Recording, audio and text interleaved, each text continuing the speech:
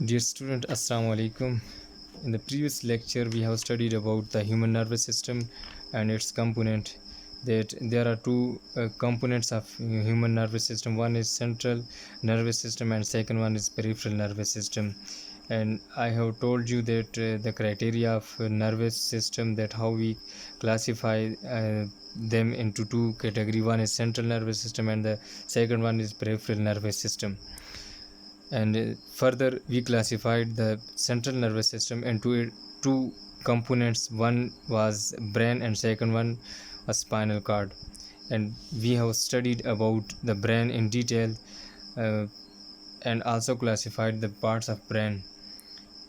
इससे पहले हमने नर्वस सिस्टम के बारे में पढ़ा है स्टूडेंट, और उसके अंदर दो कंपोनेंट्स, एक सेंट्रल नर्वस सिस्टम और दूसरा जो है पेरिफेरल नर्वस सिस्टम जो था उसके बारे में हमने पढ़ा है।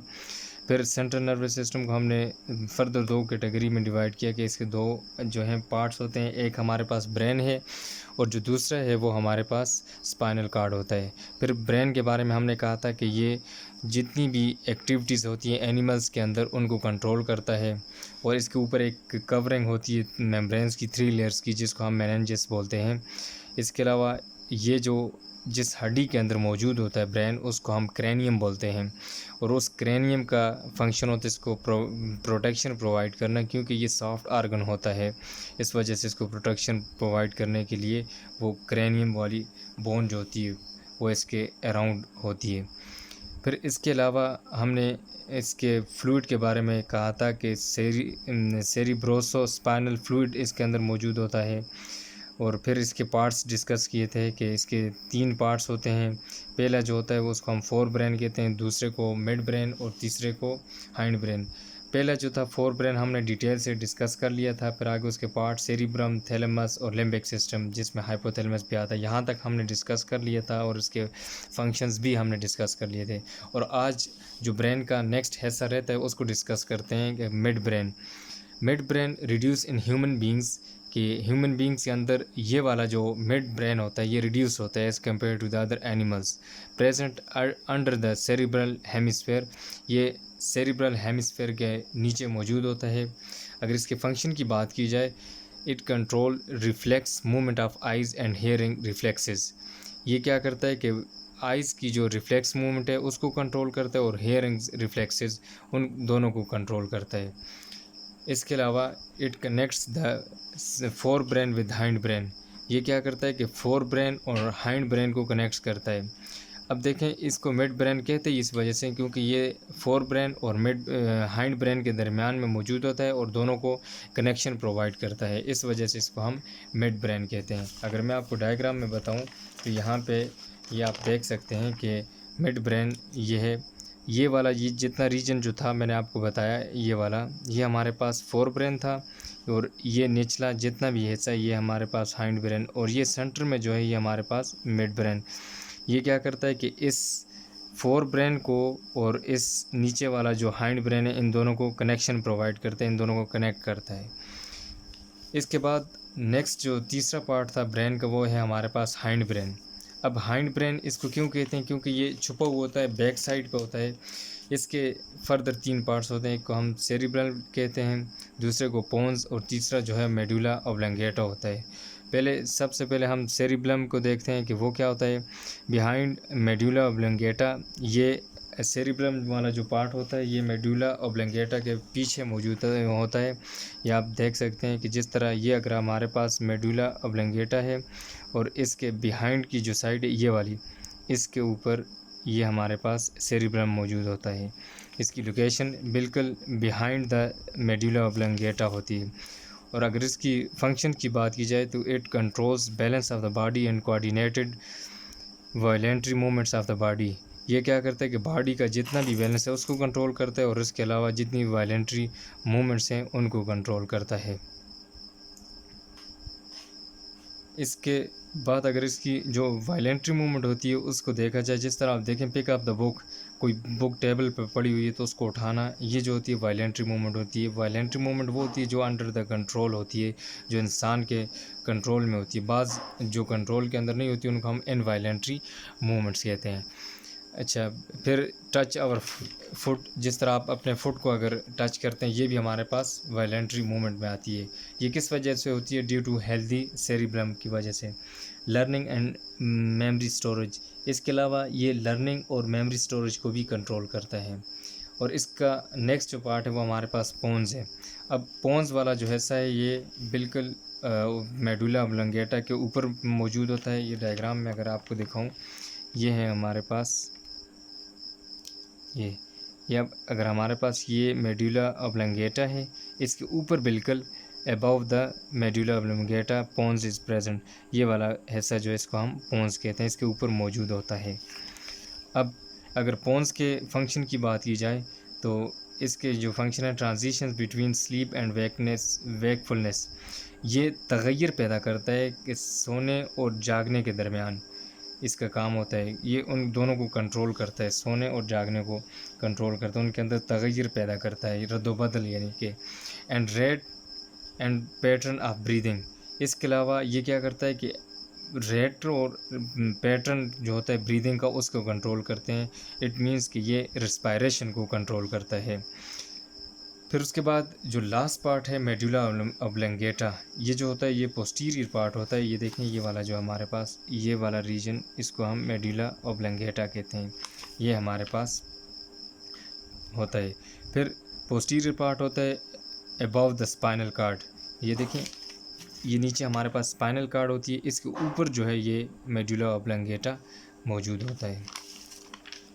अच्छा, इसके अलावा इसके अगर फंक्शन की बात की जाए तो इसके फंक्शन जो हैं, जिस तरह automatic functions, breathing, circulation, blood pressure and swelling, ये जितने भी फंक्शंस हैं इनको कंट्रोल करता है। ब्रीदिंग को, सर्कुलेशन ऑफ ब्लड को, ब्लड प्रेशर को, इसके अलावा स्वेलिंग को, इन सारे इसको फंक्शंस को ये परफॉर्म करता है। It was all about the human brain. ये जितना भी था ये हमारे पास ह्यूमन ब्रेन के बारे में था। ये एक डायग्राम है, मैं लास्ट में फिर आपको एक बार बता देता हूँ कि ह्यूमन ब्रेन के कौन कौन से पार्ट्स हैं। ये वाला जो ये सबसे आउटर मोस्ट जो है ये क्रेनियम की बोन है, इसके अंदर सारा जो है ब्रेन मौजूद होता है। ये वाला जो पोर्शन है इसको हम फोर ब्रेन कहते हैं, और ये वाला जो है हमारे पास निचला ये हाइंड ब्रेन, और ये सेंटर वाला मिड ब्रेन। फिर आगे उसके जो पार्ट्स हैं जैसे वन बाय वन हमने जो डिस्कस किए, और नीचे वाला जो हिस्सा है ये स्पाइनल कार्ड का हिस्सा आ जाता है। अब नेक्स्ट यहाँ तक तो हमने डिस्कस कर लिया, इससे ऊपर ऊपर कि मेडुला ऑब्लोंगेटा तक।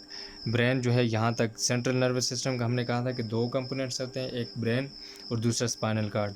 पहला जो हमारा कंपोनेंट्स था ब्रेन वाला वो यहाँ तक कंप्लीट हो गया। अब यहाँ से नीचे जो स्पाइनल कार्ड वाला रीजन है उसको अब देखते हैं कि स्पाइनल कार्ड क्या होता है।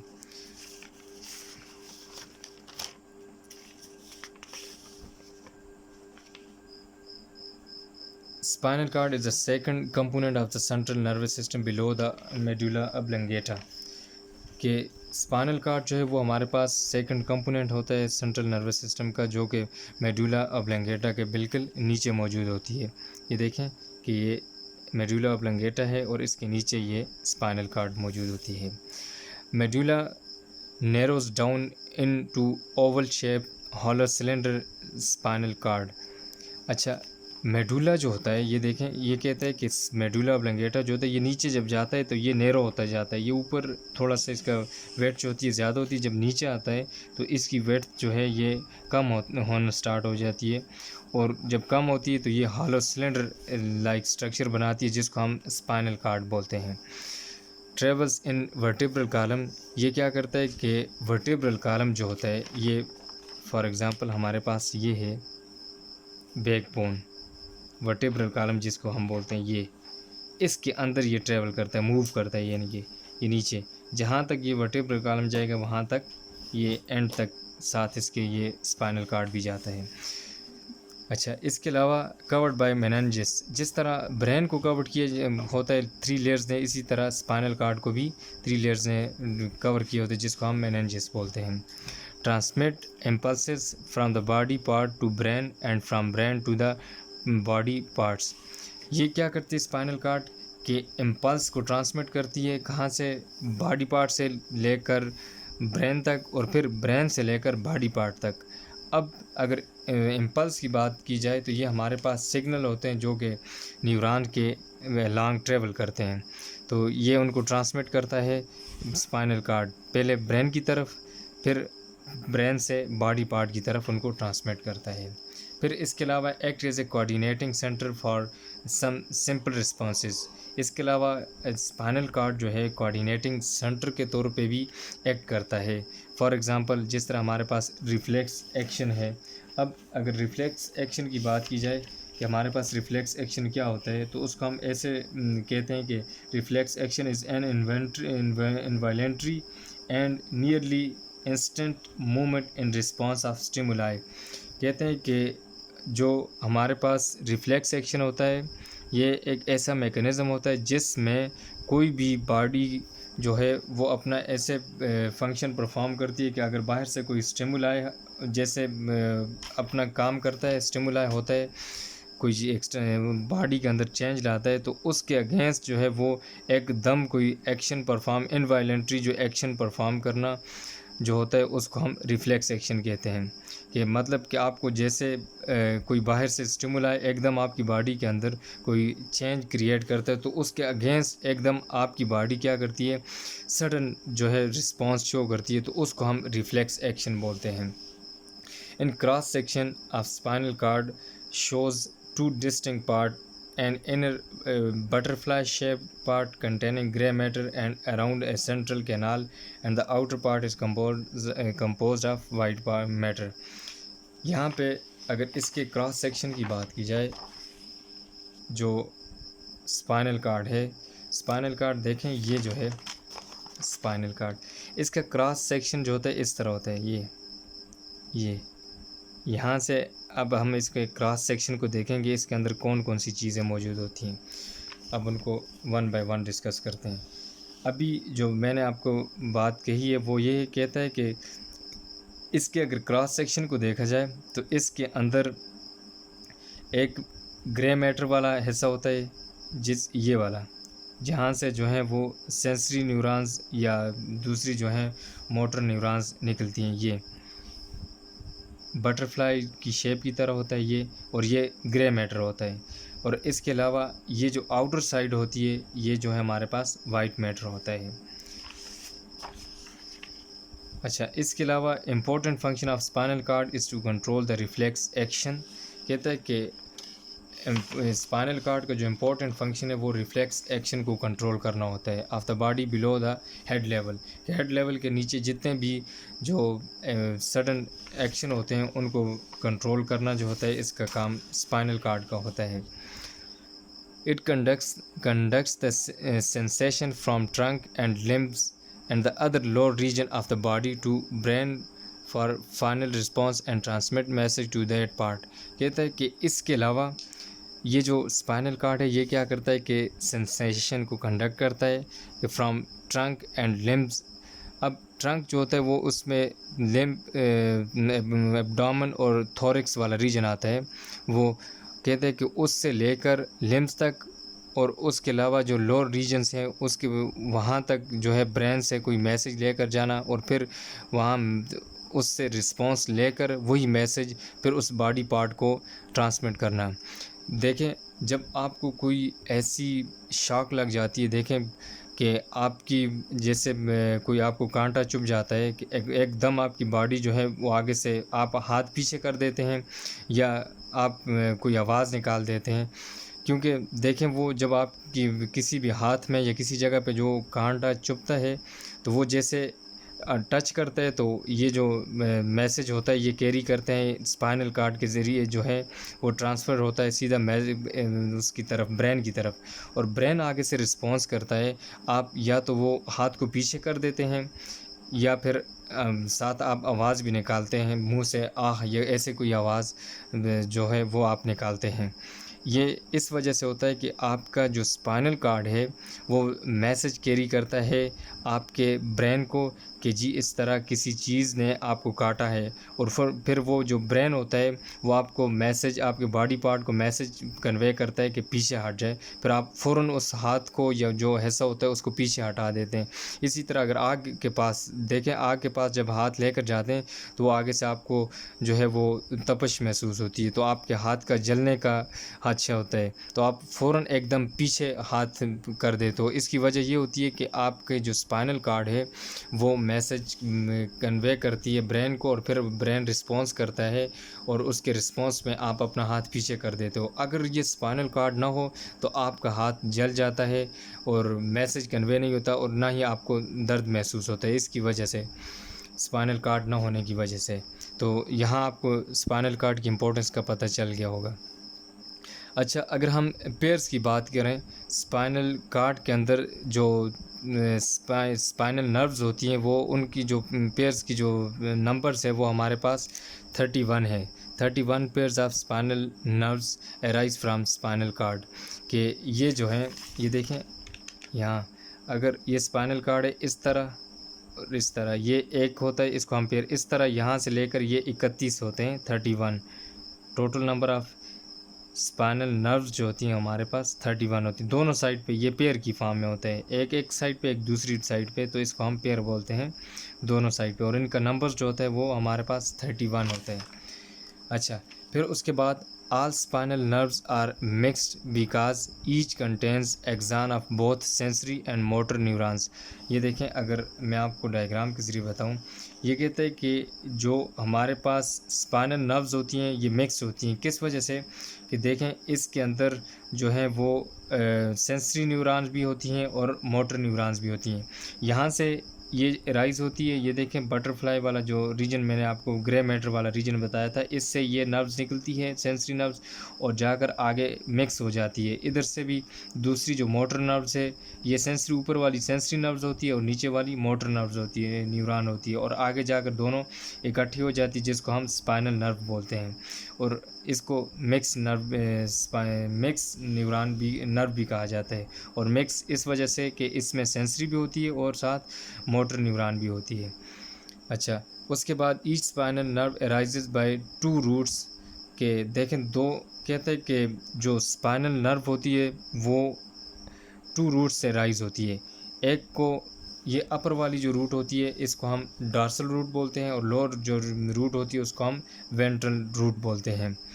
अब इसके अलावा dorsal root contains sensory axon and ganglion where cell bodies present. कहते हैं कि जो डॉर्सल अपर वाली जो रूट होती है इसके ऊपर गैंग्लियन भी प्रेजेंट होता है और साथ इसके सेंसरी एक्सान भी होती है, और जो गैंग्लियन होता है वो उस जगह सेल बॉडीज़ जहाँ पे लोकेटेड हों वहाँ पे गैंग्लियन मौजूद होता है, जबकि जो लोअर साइड पे या वेंट्रल साइड रूट है उसमें सिर्फ जो है वो मोटर न्यूरॉन होती है, इस पे गैंग्लियन वगैरह नहीं होता। इसी तरह इस साइड पे भी और इस साइड पे सेम दोनों की कंपोजिशन होती है, जो चीज़ इस साइड पे है वो भी इस साइड पे, क्योंकि हमने कहा कि 31 पेयर्स हैं हमारे पास, और जो चीज़ इस साइड पे होगी वही उस साइड पे होगी, तब जाकर हमारे पास पेयर कंप्लीट होता है। फिर इसके बाद the ventral root contains axon of motor neurons, कि ये जो होता है हमारे पास क्या वेंट्रल रूट जो होती है उसके ऊपर मोटर न्यूरॉन्स होती है। ये जो था हमारे पास सारा स्पाइनल कार्ड के बारे में था, और लास्ट में आपको मैंने इसकी डायग्राम के ज़रिए आपको बताया। अब थोड़ा सा रिकॉल कर लेते हैं अपने पूरे लेक्चर को कि हमने क्या पढ़ा है। पिछला ब्रेन वाला मैंने रिकॉल कर दिया था, अब उसके बाद स्पाइनल कार्ड को एक बार फिर रिकॉल करते हैं, समराइज़ करते हैं कि स्पाइनल कार्ड क्या होती है और इसके फंक्शन क्या होते हैं। हमने कहा स्पाइनल कार्ड जो है वो second component of the central nervous system है, कि जिस तरह ऊपर ब्रेन था और इससे नीचे वाला जो हिस्सा है ये स्पाइनल कार्ड है, और ये स्पाइनल कार्ड किसका हिस्सा है, सेंट्रल नर्वस सिस्टम का दूसरा हिस्सा है। पहला ब्रेन था और दूसरा स्पाइनल कार्ड है। और हमने ये साथ कहा कि मेडुला ऑब्लंगेटा जो होता है जैसे डाउनवर्ड जाता है, ये नैरो होते आगे सिलेंड्रिकल स्ट्रक्चर बनाते हैं जिसको हम स्पाइनल कॉर्ड बोलते हैं। और इस स्पाइनल कॉर्ड का जो फंक्शन होता है वो मैसेज कैरी करना आपकी बॉडी पार्ट से किसको, ब्रेन को, और फिर ब्रेन से लेकर बॉडी पार्ट तक उसका रिस्पॉन्स लेकर आना। और ये जो स्पाइनल कॉर्ड होती है ये वर्टिब्रल कॉलम के अंदर जो है मूव करती है, मतलब उसके लॉन्ग ट्रेवल करती है उसके अंदर। ये देखें, अगर ये हमारे पास वर्टिब्रल कॉलम है, बैकबोन है, तो इसके अंदर ये ट्रेवल करती है। इसको वर्टिब्रल कॉलम ये प्रोटेक्शन प्रोवाइड करती है। इसके अलावा हमने कहा कि ये 3 लेयर्स से कवर होती है जिसको हम मेनिंजेस बोलते हैं। और वो इम्पल्सेस का आपको बताया कि बॉडी पार्ट से लेकर ब्रेन तक और फिर ब्रेन से लेकर बॉडी पार्ट्स तक। इसके अलावा कोऑर्डिनेटिंग सेंटर के तौर पे भी एक्ट करती है कुछ रिस्पॉन्सेस के साथ, जिस तरह रिफ्लेक्स सेक्शन है हमारे पास। या फिर मैं इसके क्रॉस सेक्शन की बात की कि अगर हम इसका एक क्रॉस सेक्शन लें तो इसमें कौन कौन से हिस्से हमें नज़र आएंगे। तो ये लास्ट डायग्राम में कि ये वाला जो है इसका हमारे पास ग्रे मैटर है जो बटरफ्लाई लाइक स्ट्रक्चर है, और ये राउंड जो स्ट्रक्चर है इसके ये वाइट मैटर है। और इस जो ग्रे मैटर है बटरफ्लाई लाइक स्ट्रक्चर, इससे जो एक्सान अराइज होती हैं। फिर इसके साइड पे रूट्स होती हैं, एक अपर वाली जो होती है उसको हम डार्सल रूट कहते हैं, और जो वेंट्रल है नीचे वाली इधर वेंट्रल रूट होती है। तो फिर इसके बाद हमने ये कहा कि डॉर्सल रूट के अंदर जो एक्सान जाती है उसको हम कहते हैं कि सेंसरी न्यूरॉन होती है। और इसके अलावा जो नीचे वेंट्रल रूट के अंदर जो न्यूरॉन जाती है उसको हम एक्सान ऑफ मोटर न्यूरॉन कहते हैं। फिर डॉर्सल रूट का हमने कहा कि इसके ऊपर जो है वो गैंग्लियन भी प्रेजेंट होती है। गैंग्लियन उस जगह पे प्रेजेंट होता है जहाँ पे सेल बॉडीज़ मौजूद हों।